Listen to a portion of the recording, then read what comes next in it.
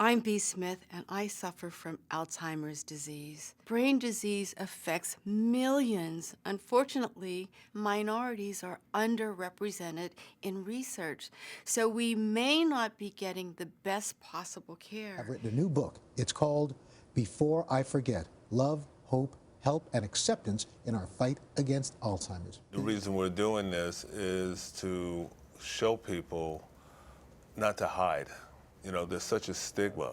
You had an inkling something was happening that actually happened on our show. Yes. During a segment. Yes. We were doing a segment for Labor Day, and I believe Peter Alexander and Savannah Guthrie were on. And we used to call it from the show, 8 years of television and thousands of commercials, One Take Barbie. And they asked her a question at the start, and she froze. This is what I do. I marinate it in reduced balsamic? No. Just guessing.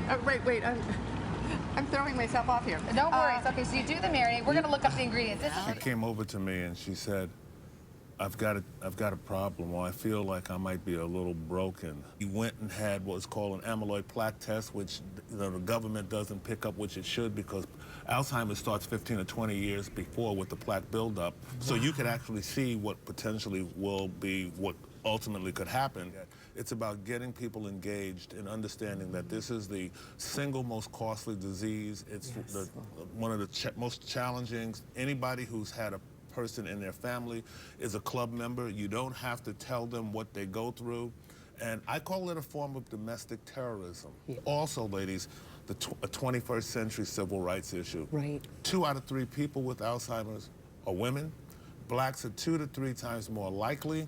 And the cost and time and treasure is 6 figures. So people have to sell their homes, people have to give up their jobs, their dreams, their aspirations. And there's one other thing. People now in their 20s who are graduating don't realize that they could work 30 years and retire and suddenly find out that in 2036 or 2040, they're going to have to take care of their parents, and a lot of the dreams and what they have accumulated will be dissipated by virtue of having to take care of loved ones. So we're here to make a difference. Go back and you say, well, when did this first start? What was the genesis of the point you saw this starting to take hold or be prevalent? And you realize it happened 3-4 plus years ago, and that's when you start to see the repetitive nature of asking questions or things that, my wife is one of those few people. I call her uber alter multitasker. Right. She could juggle 20,000 things. Cook, talk to 5 people at the same time.